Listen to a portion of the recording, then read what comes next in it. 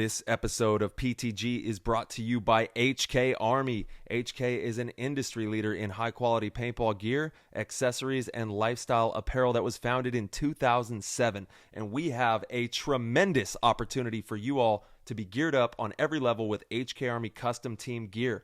Whether you're on the paintball field or in the airsoft arena, take your game to the next level by using code PTG to get 50% off your custom gear design fee.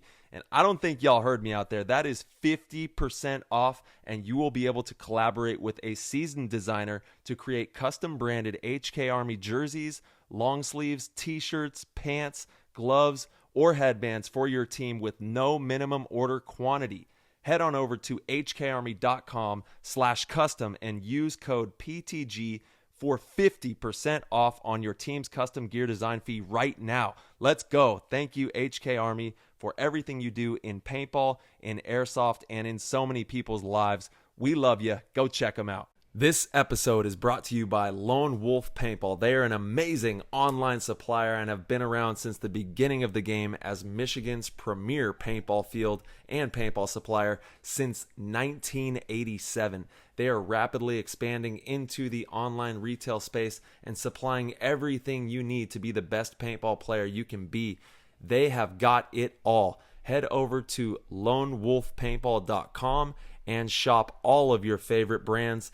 And they also boast amazing customer service and will have this out to you with same-day shipping, which is amazing. It's always nice to know that your stuff is on its way immediately so you can start to use it that very next weekend of play.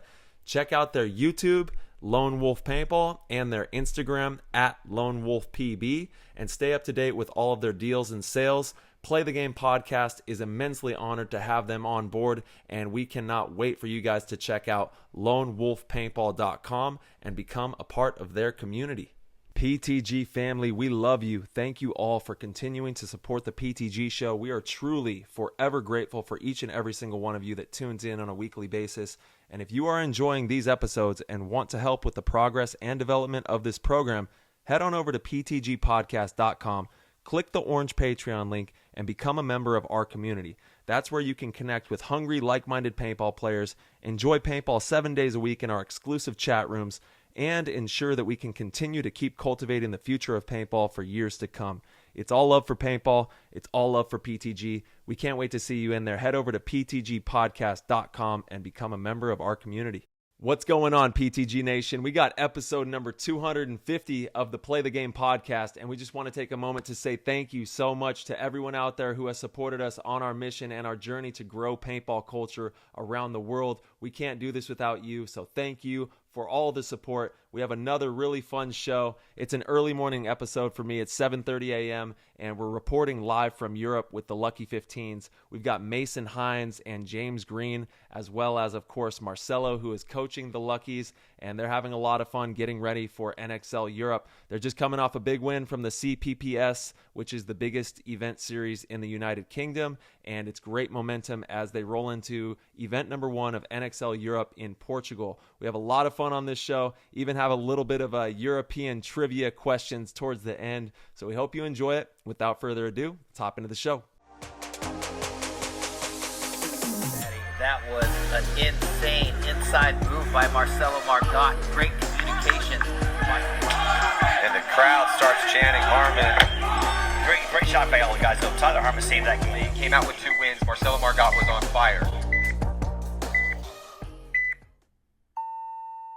Welcome all to episode number 250, the big 250. We made it halfway to the 300, and we are reporting live from Europe with Marcello and Mason from the Lucky 15's. You guys just came off of a great weekend and are having some fun out there. What's going on, guys? Well, we just got back from the CPPS. We're out here in lovely England. It's cloudy per usual.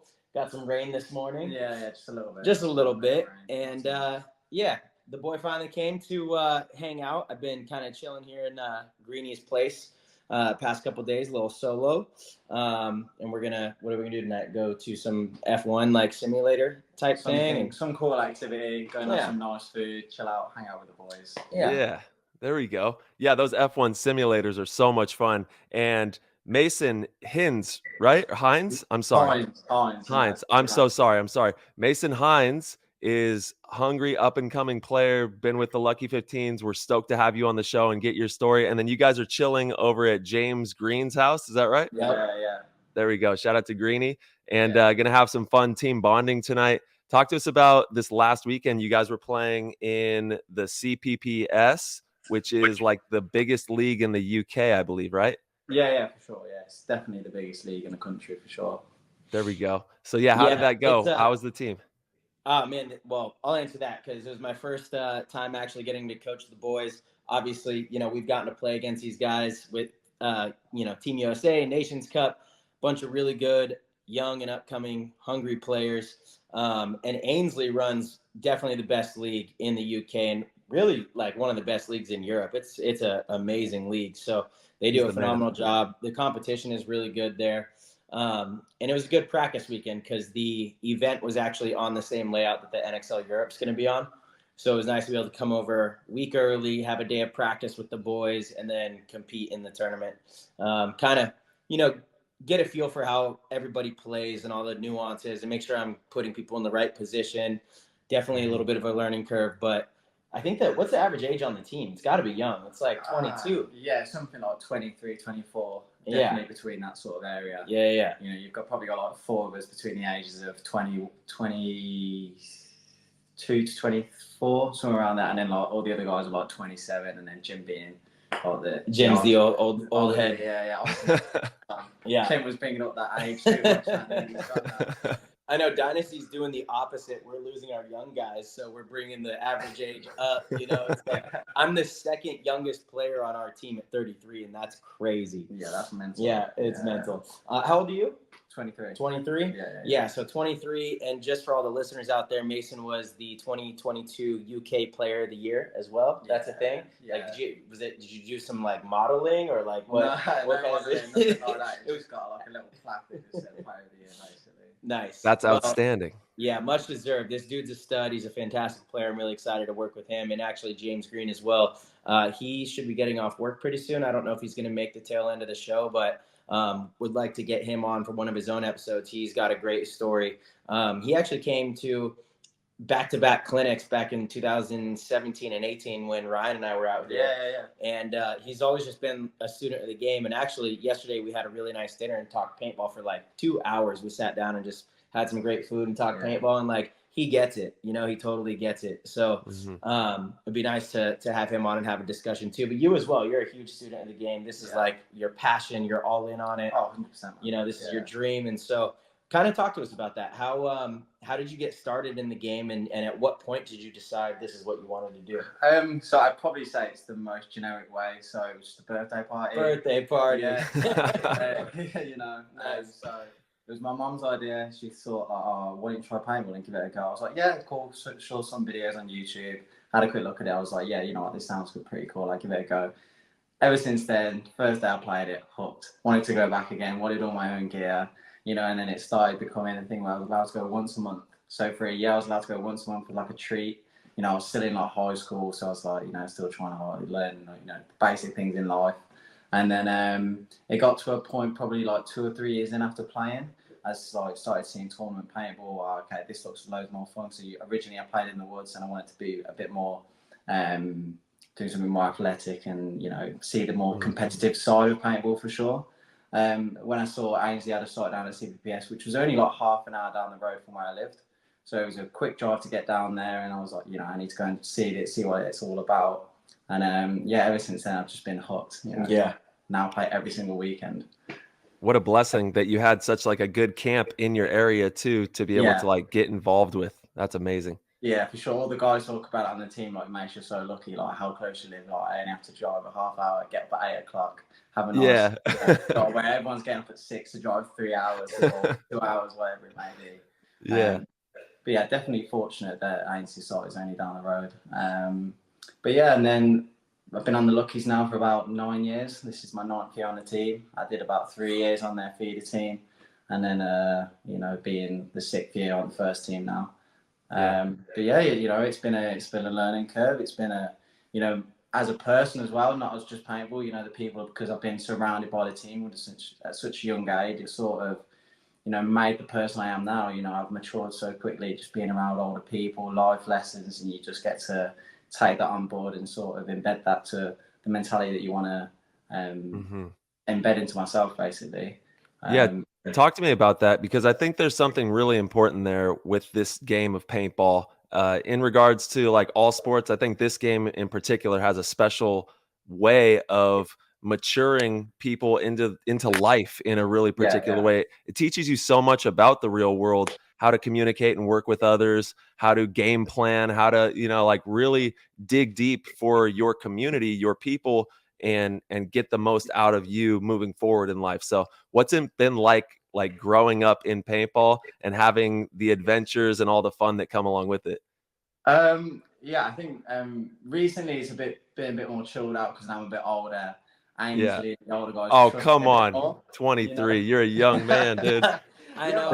Dude, what's crazy is I had it totally reversed. So Greeny is really mature. Anytime you talk to him, he's really well spoken, seems really mature. But I thought he was like 22 or 23 years old. So I remember when we came out for the clinics, I felt like he was a kid, but I had it confused. I thought he was training for GB U19s, but he was actually already past that and was helping the U19 kids. So I just had his age off. And then I thought Mason was like 27, 28, you know, because also mature, you know, a little taller. It seems like he's been playing for a long time. And then I'm finding out like all the guys on the team are kids. They're all kids, you know. And I'm like, okay, now I understand the attitude and all the banter. Yeah, bunch of young punks. Yeah, you know? there we go. Let's go, baby. Yeah, man, it's a special game. And you get to meet so many cool people. And I'm sure growing up in the UK, there's a great paintball community out there, and everybody looks out for each other and obviously wants to see the future of the game do well. So it's cool to see that you have been taken in as like an apprentice, and they've all made sure to really give you the game, you know, and help you mature in the game. Yeah, definitely. I mean, I was like 14 when I joined the 15, so I was like still very, very young. You know, it was very much like they still feel like my mom and stuff. So, you know, make sure like that's like us. Yeah. Same with us. Yeah. And so when it's you realize that. Sorry, I'm fucking going on the tangent here. No, you're good. You're good. Talking about as in the whole. What's going on now? Yeah, just like growing up in paintball. It's a really like you know, the types of things that the game can teach you and how it can help you grow into a person. I was talking to Greeny about this last night, actually. The amount of things that paintball itself has taught me, you know, as a person, how to become a better person. And you know, maybe we got a little off track. I was pulling up the phone to do a little social media for the boys. But this is a great conversation to be in, right? Paintball has taught me a tremendous amount about life and humans, and you know, how to interact with people. It raised me in a way that I don't think anything else could, you know. And that's like, you know, when I'm talking to parents or other kids that are skeptical about playing and you know, don't know if they should pursue this, I'm like, listen, if at anything else, if you can get what I've gotten and what everyone I know has gotten from this game on a human level, it's worth it. Right. You know, it might not bring you millions of dollars yet. There's a lot of really exciting things coming to paintball, I think, in the near future. And you can certainly carve out a career from it, which I want to talk to you about as well. But you know, those things they're invaluable. They really are. Okay, so you know, making me the person, I think it's been the biggest thing for me was sort of obviously winning and losing. You know, I think the biggest thing for me was like learning how to lose and, you know, being able to take that on board, you know. So when I was a kid, and the countless times when I'd be on the Mustangs. So in the 15s, there's two teams. We've got the 15s and the Mustangs. And the Mustangs is like the feeder team, obviously bringing up new generations into the pro team, obviously when people leave or they move on to like life, certain situations, whatever it may be. You know, all I wanted to do on that Mustangs team was beat the first team. I can't remember the countless times we lost, and like, I remember being like a young kid. I like one event. Me and Aiden played a one-on-one, and I lost the one-on-one. I was like, what, 16 or 17, and like nearly like broke down in tears. I'm in the pits, and like that's probably the biggest thing that paintball taught me is how to lose in a more professional and like mature way, to the sense of like, okay, I did this. Now, how can I go to the next event, change it? Or everyone says talking about hindsight. Hindsight's a beautiful thing, because you can look at it. If I'd have done this, if I'd have done that, So if you can sort of take it in a way of where you can learn obviously from the mistakes. I mean, you guys know that anyway because you preach it as much as you do. But I'd say, that's the biggest thing in life. Just, I remember when this happened to me in paintball, say a certain situation happens to me in real life, you just sort of just take on the same sort of mentality. It's not too bad. You just learn from it and get on with things, So, definitely. It's so important. You got to fail in the right direction. Yeah.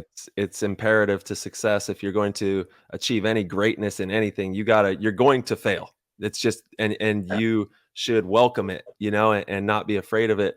But you definitely have to learn that. And paintball teaches you that quick, because you fail a lot in paintball. There's a lot of ups and downs, and the ups are high and the lows are low. And, you got to find a way to navigate that and keep it at a consistent, to where you can always be growing and developing through the highs and the lows.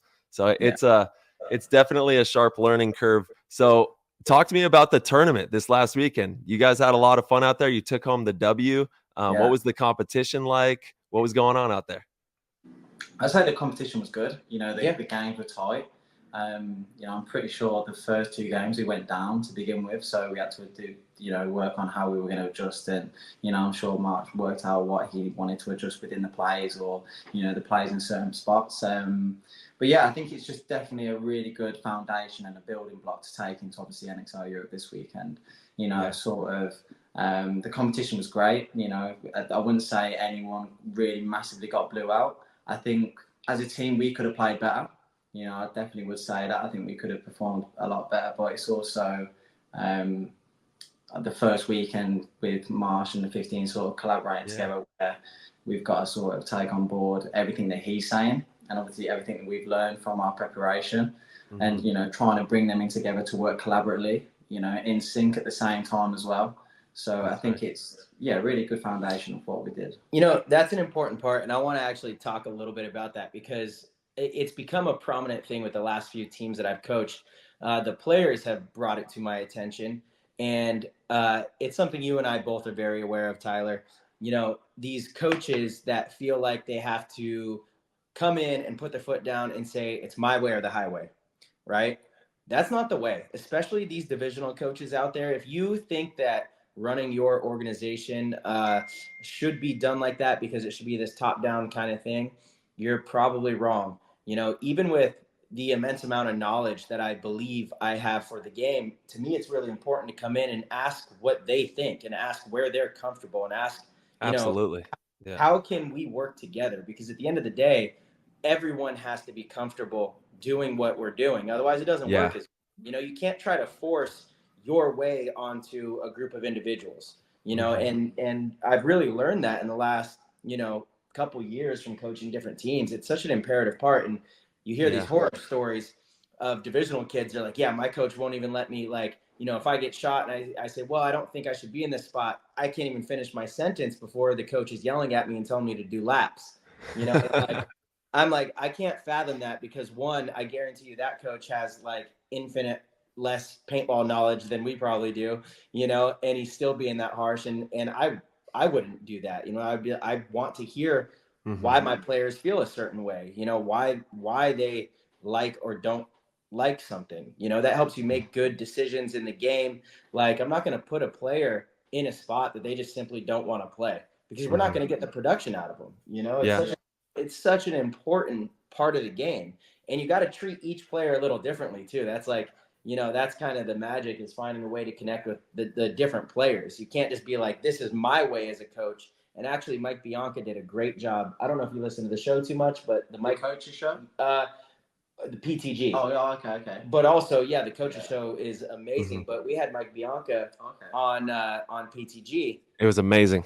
Yeah, I was gonna say, right? Or was this conversation on the Coaches Show? But no, it was on PTG. And he spoke to exactly that. He said something really profound, and it was something along the lines of, it's not the player's job to learn how I coach. It's my job to learn how to coach them. Yeah. And that's boom, there's you know, a reason he's known as one of the best coaches in the league and has taken an organization and done really well with, you know, inexperienced players. Yeah, you yeah, know? And he's studied his butt off too. The guy is Oh, man. smart as a whip because he reads Yeah. so much. So he's done a lot of research as well to back Yeah. these statements. And same with you, Marcello. Like, you've been playing professional paintball for a very long time. You've had the opportunity to work with a tremendous amount of players, more so than maybe any other pro player. I mean, you're up there. You're in the top of working with as many players as any pro has worked with. You know, so through that, you've been able to learn these really valuable techniques of approaching how to get the most out of people. And you found the key is to let accentuate your players, like add the cherries on top, you know, add the cherries on top all over the place and really bring the best out of people. You But like cherries? Nice.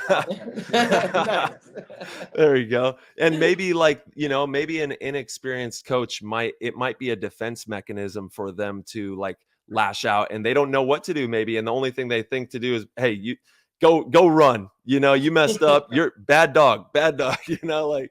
But it's, we got to go deeper, right? And when you go deeper and when you show that care for your players, that's going to be reciprocated. They're going to show care for you. They see that you genuinely have their best interest in mind, and they're genuinely going to have your best interest in mind too, and go above and beyond for you. But it takes time to mature that. It takes time to like even have those realizations. And once again, probably a lot of failures before you get to, you know, all the good stuff. Yeah, 100%. And that's it. Back to the failures, right? That is how you learn, and learning how to lose is, as you were saying, and you as well, Tyler, like it's just an important part of life. I mean, I'm still not very good at it. It frustrates me in the moment. Dude, I'm bad at it. Yeah. But I also, like, there's a part of me that doesn't want to improve or change the way I respond immediately, because that emotion is a byproduct of how much I care. Yeah. Now, I would like for it not to affect my teammates in a negative way, but I hold on to that emotion, and it actually propels me in a certain way. And there's a delicate dance to make sure that that's done the right way. Of course. You know, you don't want to put that fire out, but you definitely don't want to let the fire run and burn the whole house down. You know? So it's a very, very delicate process there. But you know, losing is absolutely, you know, it can be the greatest source of fuel. Like, our last event was atrocious, you know, and if you just brush it off, you know, how do you get back to where you want to be if you just brush it off? Like, it has to bother you, you know, and it has to force you to look introspectively at what you personally did wrong and where your shortcomings were and what you could have done better to help the team on, off the field. Doesn't matter, whatever it may be. So for me, I always look at those as like a great challenge, you know. You got to keep the fire. You got to keep the fire lit. Like you said, it has to be burning. You can't ever get to a point where you're just brushing things off and like, oh, well, you know, we'll get them next time. And just like, you know, no, like, it really should bother you. You should be a little pissed off, and that emotion should carry you with some gumption into the future so that you can, you know, make shit happen. That's how any of the top athletes are going to approach it. Yeah, I mean, it's part of a winning mentality, really. If you don't have that, you're not in that right frame of mind, right? You know, to win events, win tournaments, and better yourself going forward. Yeah, man. I do think there's something to be said too, though, about being able to compartmentalize those emotions, right? Because I don't think you should ever let a loss, especially in sports, cause you to be generally unhappy throughout the week. You know, you can be upset about the sport and the loss there and the shortcoming there, but to let it cast this broader sense of failure on you beyond sport, that's where it becomes an issue, I think. And that's where, you know, I think the really good athletes, they can compartmentalize and say, okay, like, in a sporting sense, this is awful, feels terrible, you know, but I'm not a bad person. You know, I still have a lot going on. I have my family, I have this, I have that. Let's get back to the drawing board, because that feels like shit, you know, and I want it to feel like shit in the sporting sense. But like, I think a lot of people struggle with that too. And they struggle with failures because they don't realize how to compartmentalize what the failure is. It's not a failure as a human. it's a failure within that thing, you know, Yeah. whatever that thing is. And so you can fix that thing. And that's a really important takeaway. You know, compartmentalization is like a fantastic skill to have and work Absolutely. for many reasons. Yeah, you can't let it trickle over. It's almost like you're saying is in a sense of obviously something's going to be negative, but always applying a positive mind frame and attitude towards it. You know, you got to stay positive towards something because you got to think it's going to get better. You know, you got to know that the work that you put in will improve obviously what you want it to do. Dude, this little Zoom thing is great. So for the listeners back home, look, the mic is for show today. Sorry about the audio. Tyler and I, when we did these shows on the road before, we were just recording ourselves, and so we were able to plug this in, and we would have the travel mic, and it worked great. Only problem here is you're supposed to plug in headphones if it's done through the streaming thing. Well, if we do that, then we couldn't have both of us on. So this is a new thing that we just discovered. So next time we do this, we'll be a little more prepared. But thank you for bearing with us. Again, small failure. I have the splitter. You just need like a splitter. I have that here, and we'll get one for that one as well. Yeah, totally. Yeah, and, you know, little set of headphones will be good to go. Yeah, no, but you're right. You're absolutely right about the positivity and not letting things like carry over into other facets of your life. You know, you can't. It's like when you leave the office from your job, you can't let your work at the office come home and affect your home life, and then you're, you know, having a bad attitude with your significant others. And you have to really be good at compartmentalizing, like you said, March. And it's important to be able to flip the switches in your mind, right? And when you flip that switch on to whatever mode you're going into, applying everything that you have to being the best at that. So if I got my dad hat on, I'm the best dad in the world. If I got my paintball player hat on, I'm the best paintball player in the world. You know, like you got to really be good at flipping those switches and knowing timing and just how to approach different facets of your life. And it is such a difficult thing to really do, because as humans, we're emotional creatures. Like, I have emotions, you know, we all have emotions. We have an emotional guidance system, and it's hard to say, okay, I'm going to switch my brain over to this mode, but I feel pissed off about this, you know, like it's a really difficult chore to do that. But the more that you try and the more effort you apply to it, it'll become easier and easier to do that over time. Yeah, absolutely. I totally agree, Ty. So, Mason, I want to ask you a little bit more about UK paintball and, you know, what you think about the talent here and where you think UK paintball is headed. Because, you know, back in the day, London Nexus was the main team. They were the team that like really put UK paintball on the map. I mean, I guess you could say, it was Shockwave before that? Do you remember them? Yeah, it might be. I mean, that's way before your time. Yeah. Yep, Shockwave. But Nexus was the big name team, and then after Nexus, when they died, there really wasn't an organization until you guys, the Lucky 15's, came back, and now you guys are kind of putting UK paintball back on the map. You know, who are some of the icons or people that you looked up to in the UK growing up? I don't know. It's a hard one to say, really. I mean, in the UK, I sort of looked up to the players that were on the 15's already, because that was the team that I wanted to play for. I wanted to play for the 15's, so people like Aidan, Richard Thorpe, all those guys that were on the 15's before. I sort of looked up to them. But I mean, regarding people who I looked up to who I wanted to put myself in like their shoes, I looked up to the American players. You know, I'm countless times watching YouTube videos of, you know, you pair playing. You know, back when you was an Iron Man, Tyler was on Dynasty.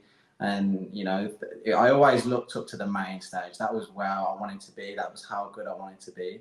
And that was sort of the same mentality that what I took in from now. You know, I always still wanted to be the best player. I wanted to be playing all around the globe. So I wouldn't say it's sort of say it'd be, I looked up to people in the UK. I looked up to like the top, you know, if you sort of played any sport, you know, if you're looking up to you want to be the best, you look up to the top people. So whether that be basketballing, you know, you look up to all like the players over there and such. But the UK wise, I don't think I wasn't really known of anyone massively. I came into it quite a novice level, where it was sensible. I just turned up to CPPS and was like, well, what's this? Yeah. And, you know, it was sort of, you know, going by that, it was how am I going to get myself from here to where I was seeing people on YouTube like yourselves playing in PSP or NPPL at the day, wherever it might have been. But yeah, that was probably what I turned. So is that your ultimate goal, to play pro in the US? Yeah. I mean, obviously I've done it with the 15's. You know, and they're all my best friends. You know, so getting to experience that with them is honestly one of the most life treasuring moments. Definitely. Yeah. You know, we've worked so hard to get where we are, and I think to be able to share that moment with them, like, it's, and we want to do it again. We want to win every event at NXL this year, and then come into the Champions Division at World Cup. So we want to do it again. We enjoy it, and we know we can compete out there as well. So that's definitely my goal as well, to be out there. I'd love to be playing at all 5 NXL events in the US and in Europe as well. Trying to play as much paintball as possible, basically. Yeah, that's one of the gems of, like we were talking about earlier, like the gems of the sport of paintball, being able to play this, is traveling with your best friends around the world playing paintball. And I know for Marcello and myself, that's been one of our like top gems of the game as well. Is Greeny back? We got him? Yeah. There we go. There he is. Get over here, Greeny. You guys are holding down the fort here. Dude, we are. Absolutely. Yeah, shout out. So we got Mr. James Green, who's just walked in the door. He's going to be joining us here in a second. Yo, what up, dude? Hey, Tyler. How are you? Doing good. How are you doing? Good. Just got back from work. There we go. What are we doing? What did we have going on today? Oh, nothing interesting. Lots of numbers. Spreadsheet. Yeah. Come on, dude. You're trying to solve like this insane puzzle at work, trying to design this master code for some very important stuff. Yeah. This guy's a brainiac. There we go. Yeah. It translates. Big brain, small body. Yeah, my father's gonna give me some beef today. I think he's gonna get me back from that. This is my time. My time to shine. He's been writing them down in a notebook. You don't see it off camera. He's ready. Yeah, these guys are brutal, man. They don't let you rest. This team is you got to be on your toes. Exactly. That's right. You gotta be on your toes. I remember when we were out there for the Nations Cup. That ass. Yeah, I remember that. But the year after you whooped our ass. Yeah. When we were staging in the same area, and even just in those brief moments, you could tell they got some like gangster in them.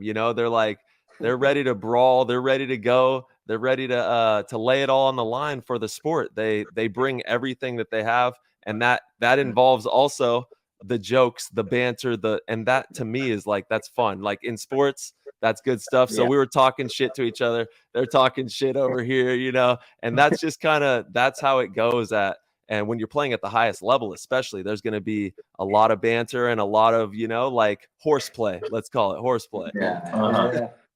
Living rent free, I always appreciated that about the English teams. I mean, I played with Nexus back in 2013, 14, and it was, one of the reasons I enjoyed playing with them is because it reminded me of my childhood. Again, I've got older brothers, Italian, my dad, old school Italian. And so growing up, my sister dishes it out left and right. Like, just kind of have thick skin, and you got to be clever. Otherwise you just get bullied.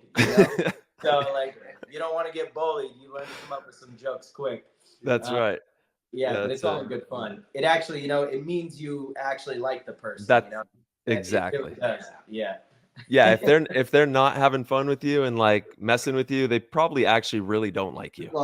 Exactly. I'm still trying to explain this to young Stevie because he like breaks down and thinks that I don't. Oh like no! Sometimes and I'm like, Steve, I love you. It's the whole reason I give you all this grief, He knows. He's smart enough to where he's playing you. Actually, he's like, he's playing the soft card, and he's like, oh, look at, he really likes me. He might be. Yeah, Steve is the man. Shout out to young Stevie and Wrecking Crew. They just dominated semi-pro in that last event. And it's all because of the culture, right? Oh, yeah. It's all absolutely. about the culture. Yeah, the culture is huge. And, I've been working with them since Division 4. So, the culture is deeply ingrained in that organization. Big Rob, obviously can't say enough good things about him. And young Stevie is, I don't know if you listened to him on the coaches show, but I did. I mean, he knocked it out of the park. Like, He did.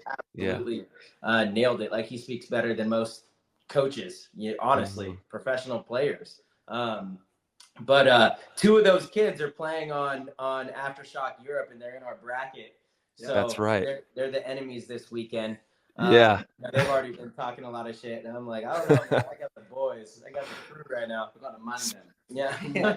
Let's go, guys. All right. Speaking of that, let's go over the bracket. So you guys are going to be starting the Portugal Invitational this Friday, and your guys' first game. I believe the show will be 8 hours ahead in time for anybody looking to watch on Go Sports.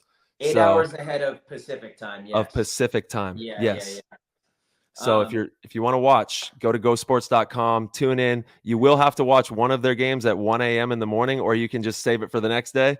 But they will be playing at this. I actually don't know if it's going to be on Go Sports. It might be on. No, it's not on Go. Yeah, it'll be on like a Facebook. It'll be on Facebook or YouTube. Yeah. Okay. Yeah. NXL Europe Face. Yeah. There we go.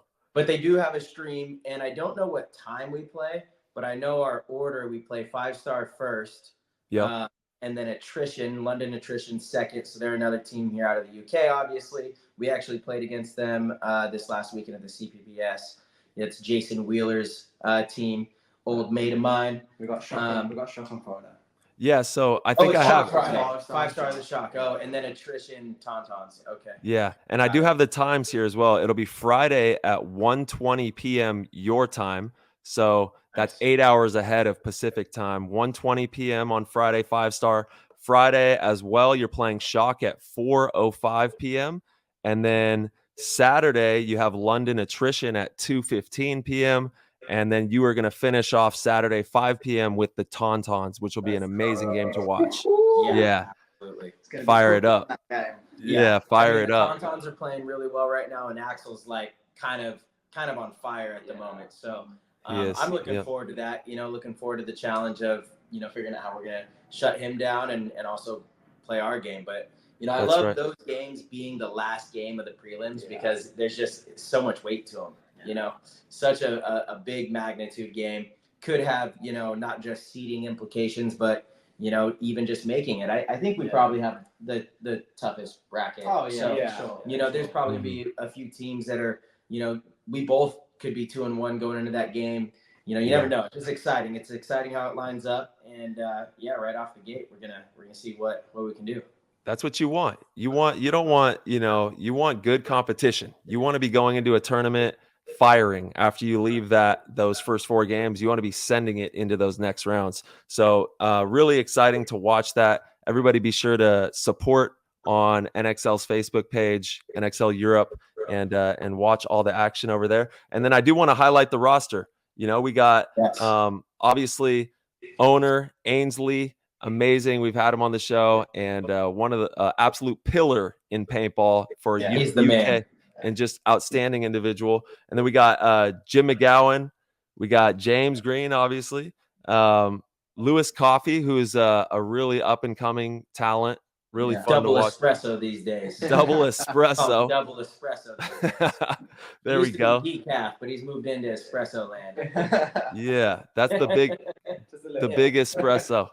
There we go. And then we got Ethan Levy, Mason Hinds, Spencer Tilbury, Thomas Carroll, and then I believe you guys have some staff members that'll be helping you. Mr. Twiz, Mark, and then Matt Carver as well. So you guys have an amazing organization heading into this first event of the season, and I'm sure you're really excited. And I kind of want to just go from Mr. Hinds and then go over to Greeny and ask you guys, what it's been like playing for the Lucky 15's and your intentions going into the season and how you want to approach 2024 European paintball. We go over me, yeah? Yeah. I mean, playing with the 15s, me and Green have been on the team for the same amount of time. So I think it's always sort of been a family team. We've always been like hanging around together. We've always had that same admiration as well for where we want to be in paintball. When people who ever come onto the team, they've always wanted to play pro. And I think that sort of drive is what got us to this certain point now as well. Regarding playing European paintball, I think, you know, we just want to play our game as well. I think everyone knows what we're capable of on the field. I think in our first year it was a little bit here and there because we were just a new breakout team, so people may not know what to expect from us. But I think now people obviously understand that we can play the aggressive, we can play them fast points. So I think obviously bringing Marcello in, it's been able to let everyone adapt their minds also to the game situation of how we're also going to play certain points and how we're going to play at the moment. And I think it also just gives everyone confidence as well, because, you know, I think just having Marcello in the pits and his mind, I think it's going to build up in every single game. I think we're just going to get stronger game by game. And really going to, I think we're just going to have a really good weekend and enjoy the paintball. You know, that's all I can really say. Thank you, bro. It might be the first compliment I've ever gotten from one of you.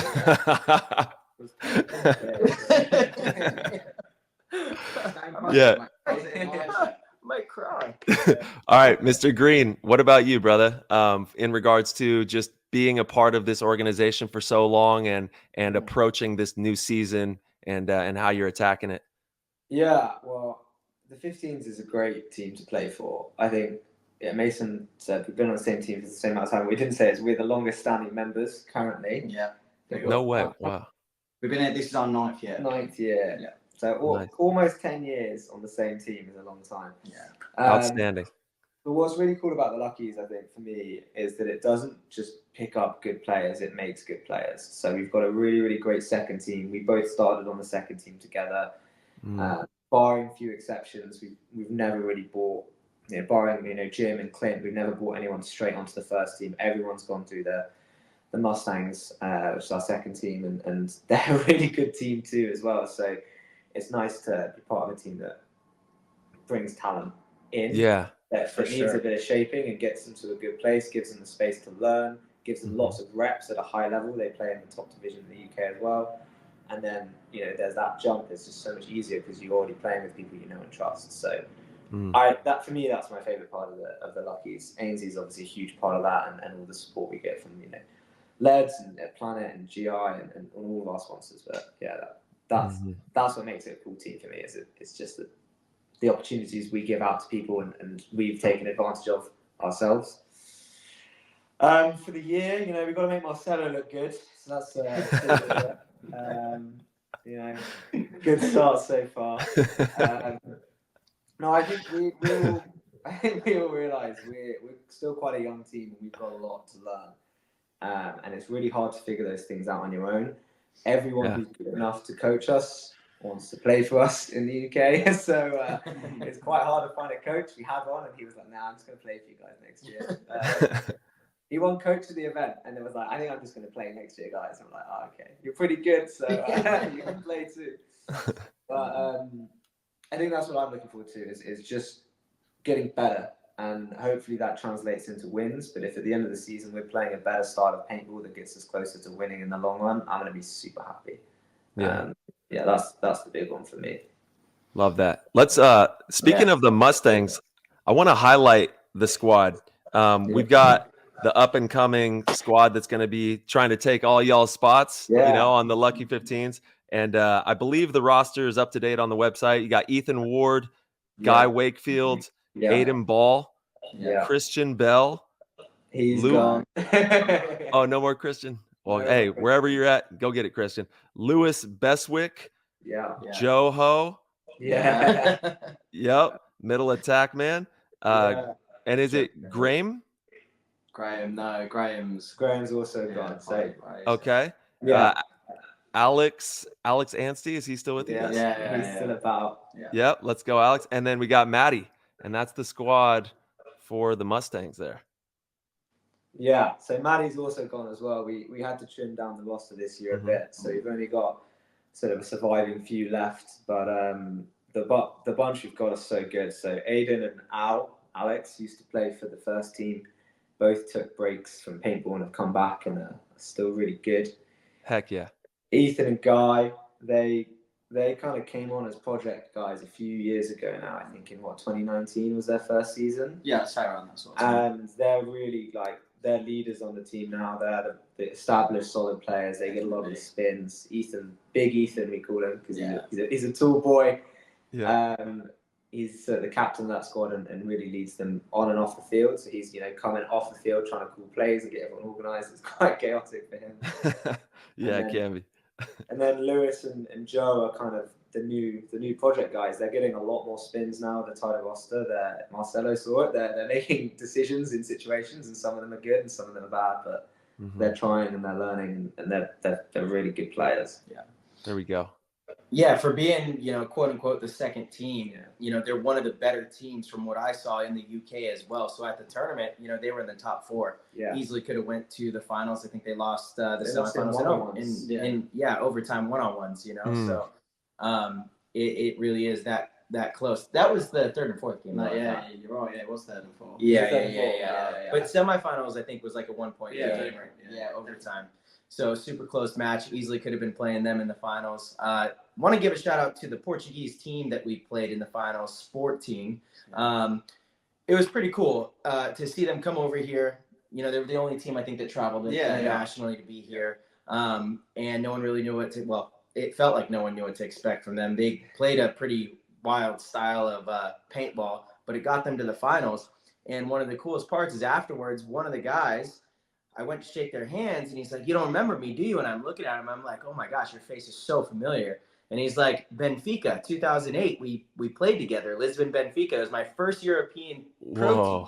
Yeah, and I was like, "Oh my gosh, I totally remembered him. Don't remember his name, but I remember his face, like so prominent, That's awesome. And I'm like, man, it just brought me back. My very first European tournament was, with Lisbon Benfica.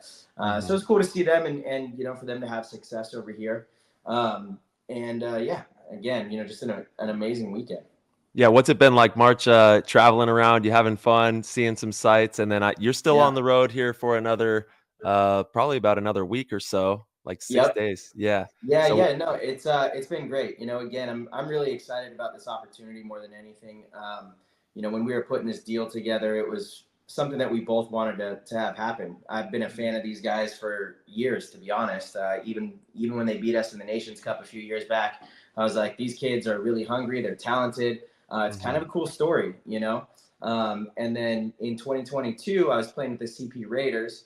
Didn't make the second event. I actually had just gotten COVID, so I couldn't get on a plane. It was kind of a time where it was like still super taboo.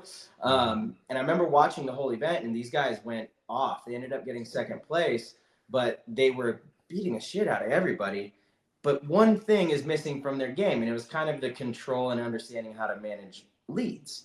Kind of something that I do well, right? So ever since that time, I wanted to play with them. I thought that would be really fun. But they have kind of a long-standing rule. They want to do this without bringing in, a U.S. pro to kind of compete on the field. Yeah. And there's sponsorship issues. I'm sure we could get past the other one if I was able to make it happen.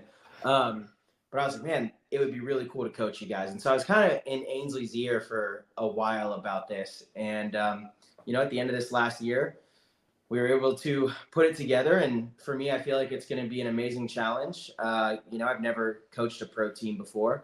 And I think this team has everything it takes to win. Really, they just need a nudge in the right direction. I don't think I'm going to be bringing anything that's, revolutionary. I think it's just kind of, fine tuning. So that's right. So really, really looking forward to that. And again, it's cool to work with these guys. They're hungry. They're talented, play all the time. So, as a coach, what more can you ask for? Absolutely. That culture, man, we can't stop saying it enough because it really is all about that. The team culture is going to drive success. And Marcello, you know that better than anybody. You've got to have that in place. And when you find an organization like Wrecking Crew, like the 15's, and you helped a lot with the culture of Wrecking Crew and establishing what we're going to be, who we're going to be out here, right? And being able to come into this camp and just, like we were talking about earlier, drop a couple gems, a couple little key pieces of the scientific formula of paintball that you've come to know so well that can really round out this team and take them to a tier 1 over and over and over and over again, because that's at the end of the day, that's what it takes, is that consistency at a top tier level. And there is really a science to it. And once you start to see it and use it and get the implications of it and start applying it, it's game over. And then we're going to see the Lucky 15s become a powerhouse, maybe like we've never seen out of Europe. Like this team has the potential to be one of the biggest names ever to come out of European paintball if you just keep applying that pressure. And then bigger than European paintball on the global stage, going over and being highly competitive in America, as we've seen year after year, which is super important for the global culture of paintball, right? We need pockets all over the world to be demonstrating what you guys are demonstrating. So on behalf of myself and just paintball in general, like, thank you guys for all the hard work and the pressure that you're applying to the game, because it's so important on a bigger picture than even we all know. Yeah, So keep it up. 100%. I agree. I think they can very well be one of the more powerful teams to come over and really make a statement as a brand and as an organization. Especially with how the NXL runs things now, to where if you earn a spot, you get to come and compete at the World Cup. And they had a good run this last World Cup. Made it to Sunday. Again, really put a lot of teams on notice, beat some good teams. You come over and do that a few years in a row, like Tauntauns, they did the same thing. And I think a lot of people thought the Tauntauns were just going to get beat up, and they shocked a lot of people. The Tauntauns are really, really good. But European paintball has some really good teams. So yeah, it's an opportunity to continue to build on that and, come and showcase those skills. Yeah. Yeah, I love Ainsley, your guys' team owner, man. He's such a good guy. So I want to ask you guys, what's it like playing for Ainsley? We'll start off with, let's go with Green. Go on, Greeny. Oh, Ainsley. Pressure, mate. No, it's Say I went one with bad word. yeah, he's gonna murder us. Yeah, we got your best behavior. No, Ainsley. Yeah, he's so mean. Yeah. It's all bark, no bite, Ainsley. No, he's an absolute sweetheart. It's just fun playing for Ainsley. Fun because he wants it to be fun, but also he's just a funny guy to be around. Like, he's one of the guys too. Like, he'll be sending us silly videos in the chat all the time, and we'll be rinsing him for it just as we'll rinse anyone else for it. So, yeah, it's fun, but also the biggest thing with Ainsley is he does everything the right way. And it's not about him. It's never been about him. It's about the team, and he always puts that first. So if any player needs any help, or for anything, even outside of paintball, he's like the first guy to offer. And I think that's where the culture that you guys talk about starts. The other big side of the equation that deserves a shout out, doesn't always get it, is Dill. So Dill is Ainsley's business partner behind the scenes, and he also is a co-owner of the 15's as well. So he's a little bit less known, a little bit less seen, but he's, from a support perspective, he's just as involved as Ainsley, and he's right there with him going, all right, let's make this happen. Like, let's go all in right now, see what happens, and then we'll go from there. Love that. They're unbelievably supportive too, those two. Yeah, and then Mr. Hinds, what about you? I mean, I've known him such a long time now. He's almost like my second dad, I'll be honest. It's whenever I'm talking to him, and he's always, giving me so much good advice over the years, and there's no other person I want to win for more than is Ainsley. He puts so much effort in, time in, every week in, week out, for the team, for paintball, just paintball in UK and anyway. You look at the absolute facility that we get to train at week in, week out, is flawless. That's, I think, another big part of why we've been able to, get to the level we have, is because we have one of the best facilities in Europe to train at. It's a key part of getting good at something. You have to have all the great facilities to be able to do, all the training, all the hard work, whatever it may be, to get to the point you want to be at. But Ainsley's a massive part of it, and he's, we're going on this journey along with him. He started it. You guys learned about how the team started with obviously the bet, and it's come such a long way from when that first started. I think probably if you speak to him when he first started the team and where it would be now, you'd be like, now what are you doing? I remember the countless conversations. I call him on a weekly basis just to see how he is, and we talk about paintball from time to time. And he means so much, and there's no other person I want to win for more than is Ainsley. It's so important, man. It is it is really a special experience to have that too, you know, to be able to look at someone who you're about to go into battle for and look at them and be like, this is for you, you know, this is for us, this is for our family. And to have that energy coursing through your veins, it adds a texture to not just the game, but your life experience. You know, it's very rare that you get to play for something bigger than yourself that you believe in so much. And to be able to have that experience, I know I feel the same way about Sarge and Mama D. Like when I see them, I just about go crazy because I want to knock people out for them, you know, like not literally, but I want to knock people out of the tournament, you know, like I want to go the distance. Watch out, everybody. But but it's who's winning a fight? Yeah, I'm not trying to fight Tyler. That's all. Oh man, I'm not trying to fight anybody. It's all love on my side. But it's a really important thing that you guys have, and it's really cool to see you guys all working so hard with a common goal. And you're super lucky, if I might say myself, to have Marcello at the helm, helping to steer this, because this guy is going to definitely give those gems, those little gems. And if you just take a few of them and start applying them, it's going to be a game changer for the organization. So what are you guys looking at doing leading into the next tournament? Obviously this weekend is the big event. How are you guys prepping this week, or what are we doing? Hanging out, you know, even team bonding stuff is very important. Just doing fun things together. What are you guys up to this week? We're all just kind of living our normal lives, to be honest, Tyler. There we go. I love it. Yeah, you just got done. You just got done code work. You know, you're throwing it down right now. I had to come back early, you know, just start early, finish early. I love it. Thank you. Yeah, no, I think we're flying out Thursday morning, so we're going to meet up on my family's farm tomorrow. Southern lot are, at least. So we've got a northern lot and a southern lot, and we're going to fly separately because otherwise the drives are just awful. Oh yeah. So yeah, we're going to meet up tomorrow and then probably have some dinner.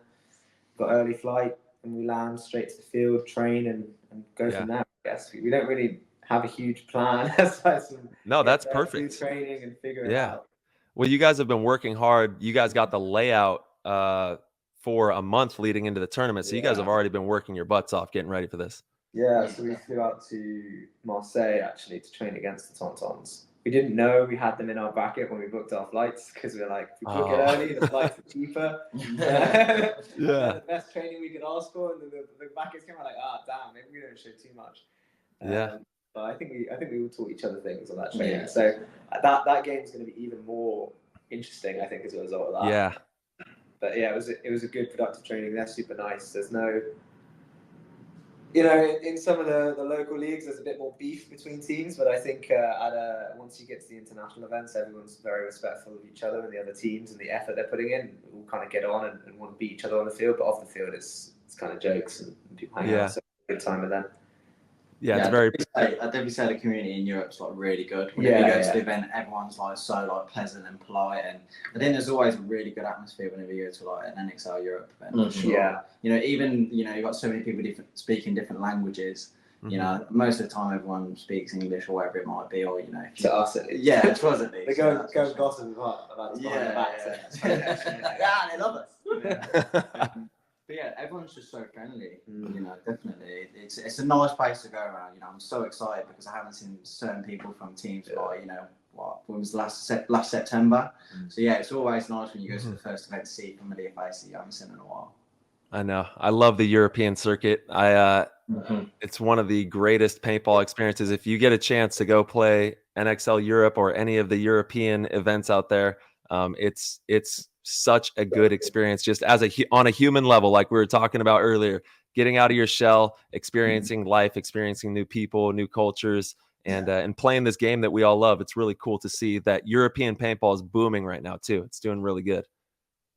Yeah, it's on the rise again, which is great. You know,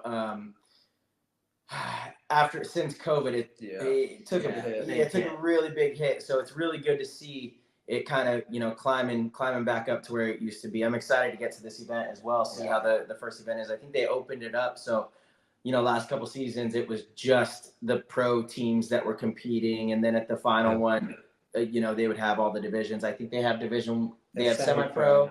and Division 1? No, I think it's No. just pro and semi-pro. Pro and semi-pro. Okay, so it'll feel a little bigger. Probably have 2 fields, which is the WNXL there as well. Oh, and the WNXL. Okay, sweet. So 3 Yeah. divisions. So making strides to get back to where it needs to be. And I think the ICPL is doing a 10-man possibly out there. Is that this one? Or I know they're doing a 10-man at one of these NXL Europeans. I'm not sure if it's this one. I But didn't hear about that. Yeah, I don't We're know. zoned in, you know. Yeah. Yeah. Yeah. All right. So to round out the show, I know you guys, what time is it there right now? About 4:30, 5 o'clock. 4:30. Okay, I know that you guys are busy. You got a lot going on over there. Yeah. To round out the show, we got some Discord questions, but first, Oh, nice. we're going to have a little European trivia. All right, European trivia questions. I hope you guys are all ready over here. Oh yeah. All right, you're Yeah. playing. You're a part of the group. Woo! All right, You're let's out go. there in Europe. So there is, I think we got like 6 or 7 questions. If you get half of them right, we'll consider that a W. All right. We're playing as a team, or we? You're playing as a team. It's team. Team. Team Lucky 15's right now. So we've got first question. What is Europe's largest country? France. Well, it depends if you include Russia Yeah. and Europe. How are you defining Europe? That is true. You've So- got the continent. you've got Russia's the- half Asia. You are correct. I'm going to give it to you. It is Russia. You're right. Yeah. If you're counting, it is a European country. Russia would be the largest. So let's move on to the next one. That's one. Good job. Way to start off with a W there. Most populated capital city in Europe, and obviously we're including. I think that's London. I don't know, man. You said you don't think it is? I think it's London. Yeah, I mean, we were talking about this yesterday. London's bigger. I think London's bigger than Paris, and it's definitely bigger than Berlin. Okay, going with London. London. It's Moscow, Russia again. Boom! I went back to back with it. Damn. Just as. All right, so 1-1. Wait, All hold right. on. I'm contesting this Russia and Europe. Yeah. Okay, Yeah, so yeah. Well, I think technically it is considered a European country, right? I think realistically, if you would probably class it as Europe. Yeah, I get half of it is in Asia. I don't know, man. yeah. I think it depends which. Yeah. which Well, hey, sound off in the comments. Let us know what if you think London's out there. second, we want half a point. Yeah, half point there. All right, the longest mountain range in Europe. The French Alps. Yeah. Boom, got it. Perfect. So that's a W on that one. Which European country had the world's first postage stamp? Oh shit! I don't know. It's going to be all this is. England. England. Yeah, obviously, I mean. It is the UK. Yes, it's the UK, and that's thank God you got that. I was gonna roast you if you did not get that. That is you guys. All right, so that's a W on that one. I think you guys are doing good here. The next question: what is Europe's southernmost capital? Southernmost capital. Southernmost capital. Is Madrid? Is Rome further south than Madrid? Yeah, But then you've got all the bloody Eastern Europe. Are you including Turkey in Europe as well? Because it's in the EU and Istanbul. But it's also in Asia. So Yeah. no, it would be the southernmost capital. I'll just let you know what it says. The answer is Athens, Greece. Oh, Greece. Yeah, so I guess that would be that one. And then what is the name of Europe's highest mountain? Do you guys know that? Mont Blanc. You're wrong. No, What? hold on. Yeah, Kilimanjaro. No, that's No, Africa. Africa. Yeah. Is it a Russian one? It's Mount Elbrus is what they're saying is the highest mountain range. Where's that? You know what? Overall, I think you guys did pretty good. I'm gonna I'm googling that one. I'm gonna get Mount Elbrus, ELBRUS, and then let's see. We'll have a bonus question. That's Russian. It is Russian. Yeah, The Russians really thrown us off here. I know it really got you guys. It got you. Bonus question: Belfast in Northern Ireland is where which historic ship was constructed? What ship was made in Northern Ireland? Is it the Mayflower? Oh, yeah. I mean, there'll be a lot of historic ships in Northern I Ireland. know. Mayflower. Yeah. It for this particular question, the Titanic. The Titanic was made in Northern Ireland, which is pretty cool. I thought that was pretty awesome because that's, once again, part of the UK there. All right, enough of the trivia. Good job, everybody. The trivia is fun. Is there more questions? Yeah. There's a ton of them, but I want to get into the Discord. We need 2 more trivia questions because we can't end on a L right there with Titanic. Okay, you want We some just more can't. trivia? Do you want, what kind of trivia would you like? Some UK? You want some UK trivia? No, I like the European trivia. Yeah. Okay, European trivia. We're going to get at least one more rolling here. We got 45 hitters right here. All right, what is the oldest European country? Oh, European countries are so wild. When does something become a country? Yeah. That is true. Like, because you could say Greece, but that was a collection of city-states for a long time. So it's saying the oldest European country is Bulgaria. Bulgaria. Wow. Yeah. And then I got a fact check here on old Mount Elbrus here. The highest peak in Europe is old Mount Elbrus there. Let's see. What's the most populous city in Europe? The most populated city in Europe. Moscow, you said. Yeah, Oh, I'm sorry. We already did that one. The smallest European country. Oh, Vatican City. Yeah, Vatican City. Smallest country in the world. Yeah. There we go. All right, I think that suffices. You guys crushed it on the trivia, and it's a fun little thing that I wanted to throw in there. Got that last one. It's you, yes. Let's go. One-on-one champ.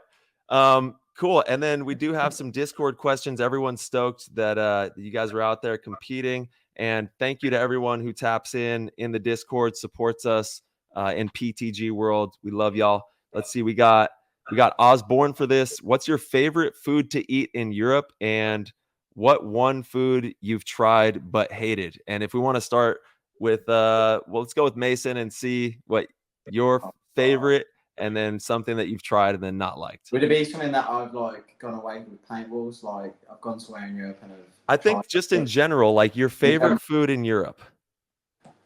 I mean, I love ice cream, mate. That's honestly my favorite food. I know it's a bit basic, but it slaps every time, mate. So, one food that Wait, you said ice cream? Is that right? Yeah, ice cream. There we go. I love it. Yeah. Besides that, I haven't really tried anything where I've been like, I don't like it. I'm not really a massive fussy eater. So there we I'll go. try something like, yeah, it's not the end of the world. It's not that bad. Yeah, Mason eats everything. Yeah, basically.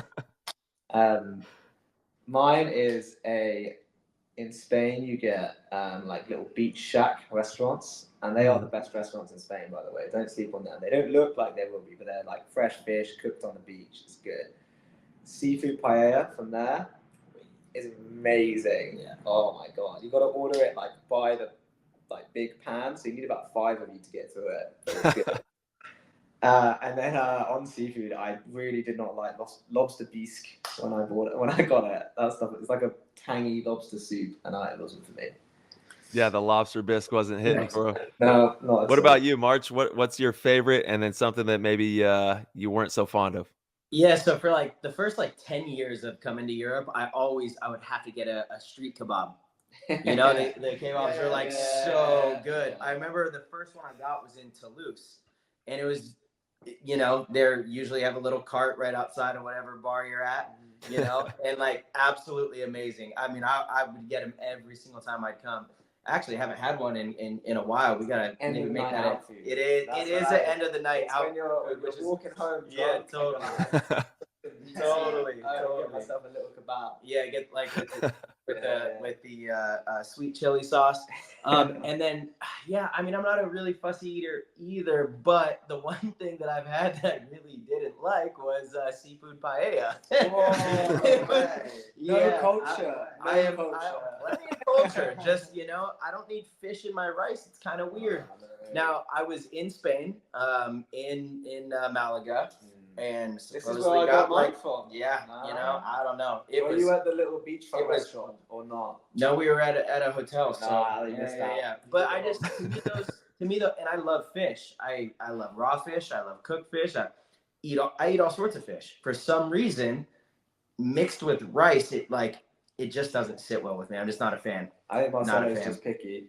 He ordered something not on the menu last night.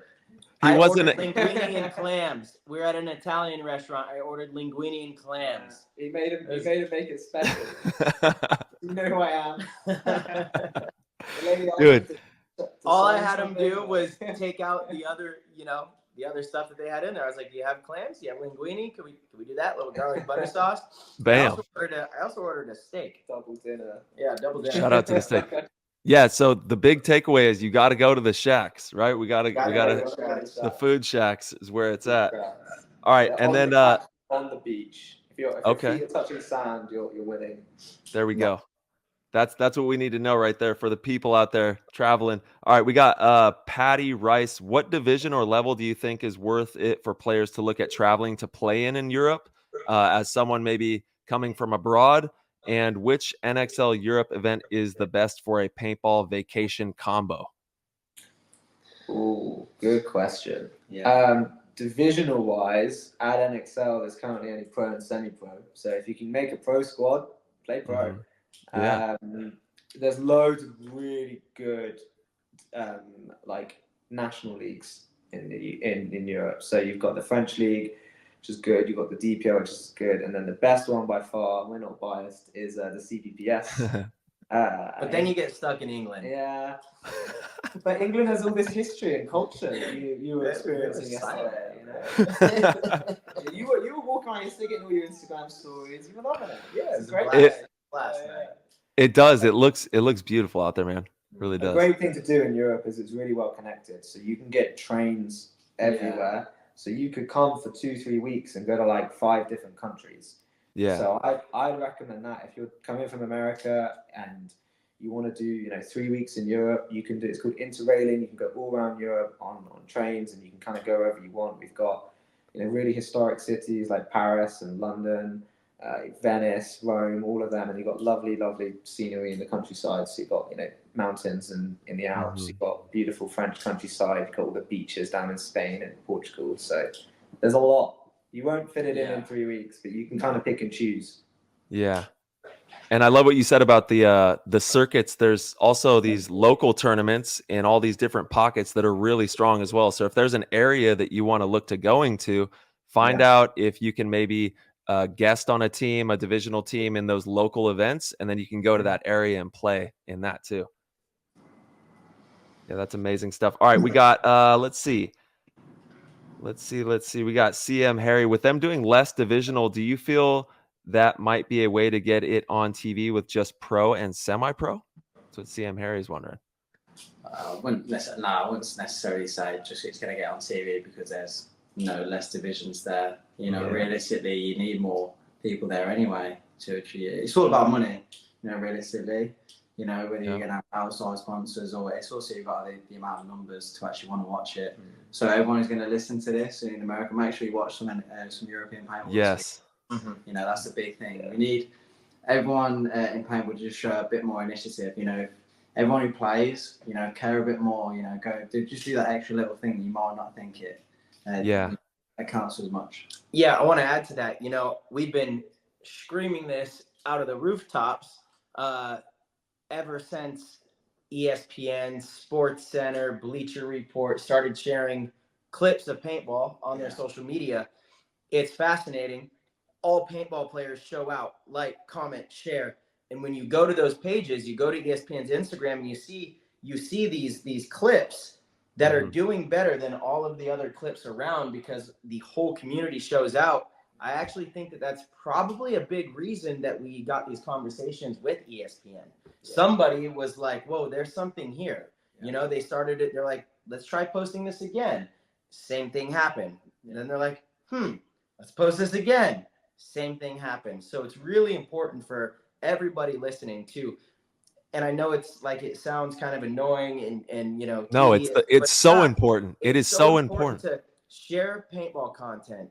like the shows, like actually click the like button, you know, subscribe to the YouTube channels. These are all numbers that these massive outside companies actually look at. Yeah. They look at to see, is this worth our time or not? When you go to the #1 streaming platform, Go Sports, and I don't know how many likes or subscribers they have, but if it's like 20,000 subscribers, that's not meaningful to these big brands. So it's so important for us to do all those little things to continue to build our own infrastructure. For reference, I know like my brother used to race cars and he was on whatever it was, channel 19 or something, and they'd get 300,000 views just on like a really low channel, like Division 4 car racing.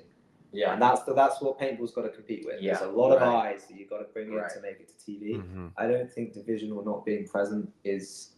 I don't think divisional is a factor in that equation. No, it's not. It's about the storylines that bring the eyes, and once you've got the eyes, then the networks can sell ads, and when they can sell ads, they can make money, and then that's when you keep the spot on TV. That's right. Yeah, and it's up to us. It's up to you out there listening and tuning in to like, comment, and share, and really go above and beyond to debut this sport to the world, because we still have a big job ahead of us. We've got a long way to go, and we got to just keep giving it everything that we got and going above and beyond for each other. And we need that divisional ranks to be super strong to kind of swing around back to the question. We want to make sure that all of our divisional players are hungry and working hard and doing just what we're saying, right? Debuting this to the world in the right light, sharing every opportunity that they can. And like you were saying, we've got to tune in this weekend. Please support the NXL Europe from America. Tune in, go to the Facebook page, like, comment, share. Let's get some numbers and some traction rolling for that circuit as well. It's all one umbrella, right? We're a paintball family. So wherever the big paintball's at, we got to support it.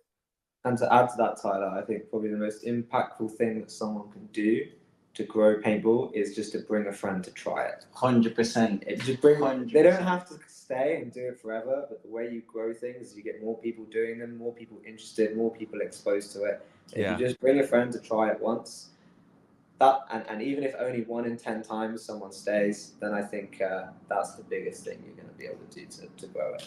That's one thing I find quite interesting. I don't know if it's the same for you guys, but whenever in the UK people ask me about paintball in general, professional paintball, people are just like, I didn't even know that was a thing. That's the same case. Absolutely the same case. Absolutely. On a plane, and you get talking to your seat neighbor, and they're like, what are you going to so and so for? I'm like, paintball, you know? And they're like, huh? Do that? You can, like paintball, you know?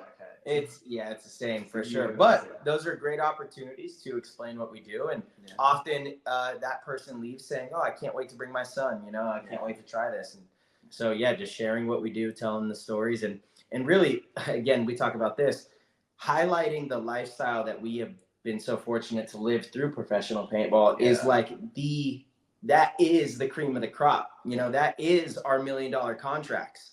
You know, it really is. And so I really just wish we do a better job of highlighting, you know, these stories, the travel, the experiences, you know, The relationships. like, absolutely. You know, like how cool. I'm over here in England, getting roasted by these guys all week. pretty bad about myself. No. Greeny's got me down in the dungeon, so my sleeping quarters are great. When you get jokes, you get that. That's the rule. We made a joke, Ty. Basically, like, you take it, watch Harry Potter. You know, like in the first 2 movies, like where he's underneath the stairs. Yeah. That's Marcello this week.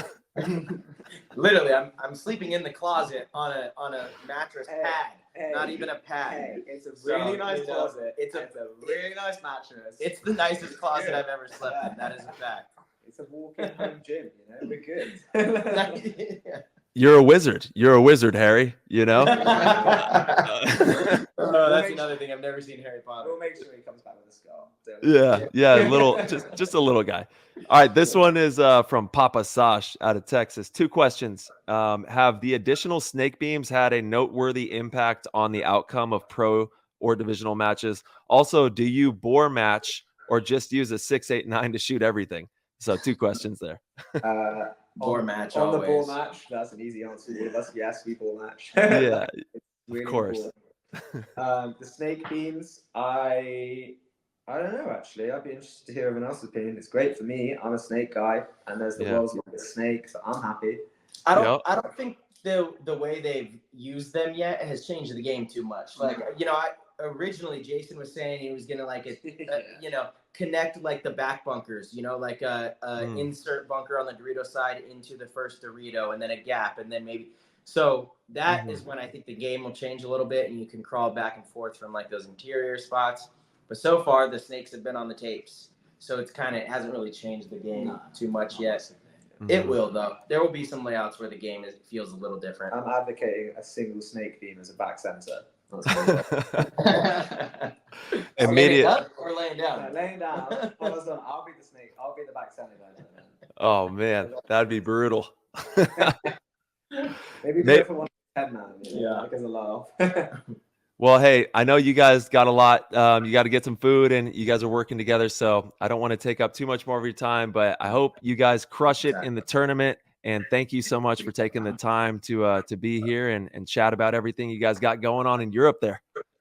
Of course, and I appreciate it, man. Yeah, man. Heck yeah. March, go stun on them. Guys, go stun on them. Have some fun out there. And then I'll be tuned in, watching, supporting. And who knows, I'll probably be texting March and be like, hey, yo, you know, maybe try to give a little help where I can and help you guys out. But yeah, man, I hope you guys do really well. Be safe. What's you guys' game plan for the evening? What do you got going on? I think we're gonna go get some dinner and then maybe go to the F1 simulator and do some driving, some fake driving. Yeah. They don't drive anywhere around here. It's all trained, so I don't think they even know how to do the F1 simulator. Like you either walk or you take a train where it's like so busy you're crammed like a pack of sardines. It's crazy. Yeah, they're worried about the environment. That's why they don't. Don't lie. You said it's because you can't find parking. If there was parking, he would be driving. Save the environment now. He's so altruistic. I saw them giving you lessons on the tubes there, huh? They were teaching you about how to get around. That was him. Yeah. He doesn't know how a train works. Yeah, you know, pretty easy to avoid them. You know, you get in your car and you drive to where you want to go, and there's no fuss. Oh, I love it. Yeah. Well, hey, you guys keep up the horseplay, keep up the good times, and have fun out there. All right. Yeah, thanks, Ty. Hey, and the trains are actually pretty damn awesome, especially in Europe. You really can get everywhere, which is cool, but don't tell these guys that. No, when you're in Europe, the train is the way to go. You got the sights, you got a little bevies, you got some food, you know? Smart man. Yeah. All right, hey, much love, everybody. Thank you all for tuning in. Good luck. Peace. Thanks, Steve. Peace. All right, everybody. Thank you guys so much for tuning in and listening. If you enjoyed the show, please head over to ptgpaintball.com, click the orange Patreon link in the corner, and support the show. We greatly appreciate it. We have tiers as low as $1.99 a month. That is nothing, guys, and it'll give you access to the Discord where you get access to the players chat and get to mingle with the entire PTG community. We have tons of different pros in there. Tyler and myself are very active, and it's an amazing way to support the show. We also have amazing other tiers. If you want to be one of the best, want to be a GOAT, sign up for the GOAT tier. It's the greatest way to support us, and each month we do a private live stream show, one-on-one kind of thing, to where it's just the GOATs, and Tyler, myself, will bring in some special guests every now and then, but you get to ask us questions in real time, live, on the air, and you get lots of inside juicy news that we don't share on the show. So, as always, we will see you guys very soon.